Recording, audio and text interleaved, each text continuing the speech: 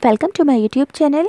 आज मैं आपको क्लास 10th के लिए एक्सरसाइज 8.4 से क्वेश्चन नंबर 5 को सॉल्व करना सिखाऊंगी। बिल्कुल शॉर्ट टाइमिंग में और इजी मेथड में समझाऊंगी। हर स्टेप को बिल्कुल इजीली समझाऊंगी। तो सबसे पहले क्वेश्चन को समझो कि यहाँ पर आपसे क्या कहा गया है।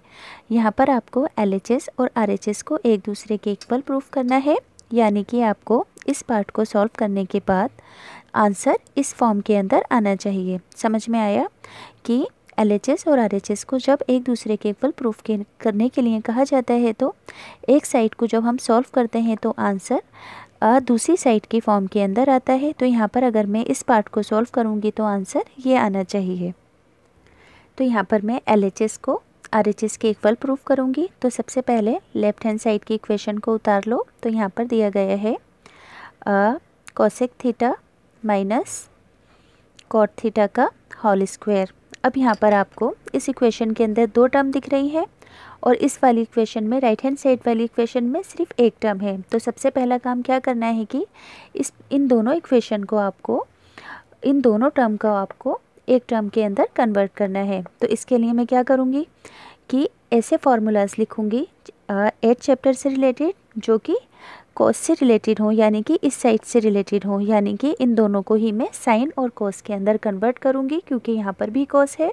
हमेशा ध्यान रखना कि किसी भी क्वेश्चन को करने के लिए अगर दूसरी साइड पर कॉस हो और दो टर्म को एक टर्म के अंदर कन्वर्ट करना हो तो उन फार्मूलाज को साइन और कॉस के अंदर कन्वर्ट कर देते हैं। देखो जैसे कि कोसेक थीटा का रिवर्स क्या होता है, कोसेक थीटा का रिवर्स होता है 1/sin थीटा।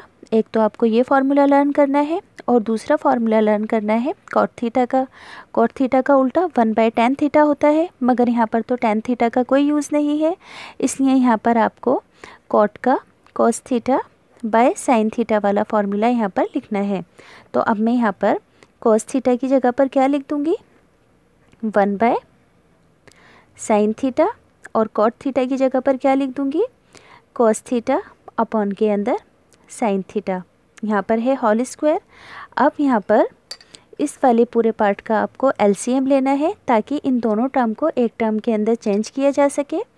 तो यहाँ पर दोनों डेनोमिनेटर सेम है तो यहाँ पर sine theta as it is आ गया।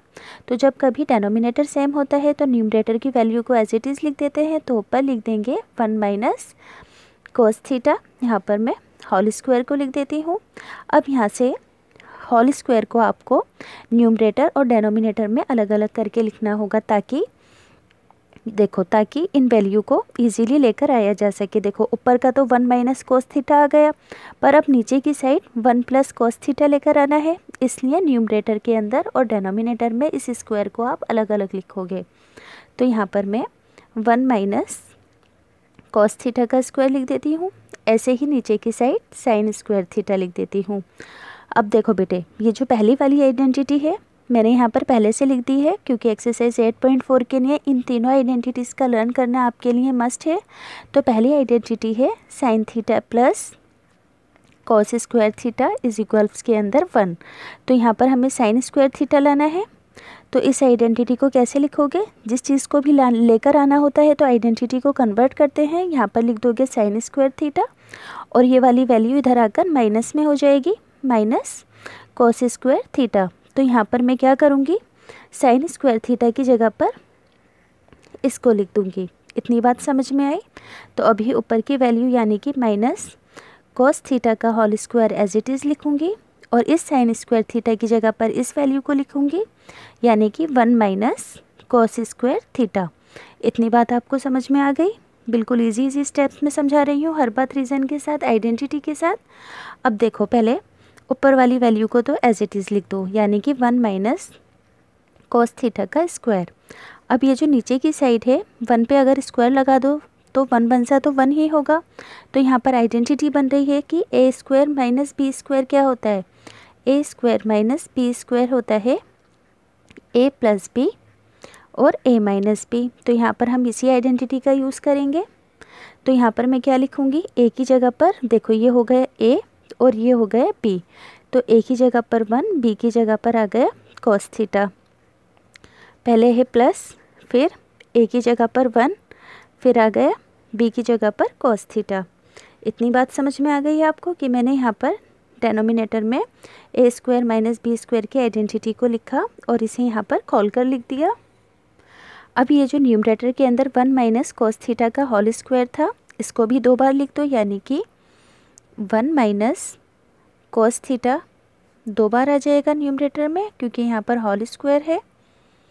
अब डेनोमिनेटर की वैल्यू क्या थी, 1 plus cos theta and 1 minus cos theta. तो ये दोनों वैल्यू आपस में एक दूसरे से कैंसिल आउट हो गई। तो यहाँ पर हमारा आंसर क्या बचा, 1 minus cos theta divided by 1 plus cos theta. देखो मैंने आपको बताया था ना कि इस साइड को सॉल्व करने के बाद आंसर ये आना चाहिए, तो आंसर यहाँ पर हमारा ये आ गया है। बस बेटे यहाँ पर आपको अच्छे से क्वेश्चन को समझना है कि आपको क्या करना है। फिर हमेशा लेफ़्ट हैंड साइड को देखना है कि इसमें कौन सी फॉर्म दी गई है, तो इस वाली साइड को फॉर्मूला के थ्रू उसी फॉर्म के अंदर चेंज करना है। और इन तीनों आइडेंटिटीज़ के अलावा एक्सरसाइज 8.1 और 8.2 के अंदर जितनी भी आइडेंटिटीज़ हैं उन्हें अच्छे से लर्न करना है। अगर आपको लर्न नहीं होगी तो आप नहीं कर पाओगे। तो क्वेश्चन नंबर 1 कंप्लीट हो गया है। प्लेलिस्ट के अंदर क्लास 10 से रिलेटेड मैंने सभी वीडियोस डाल दी हैं, आप वहां से जाकर देख लेना।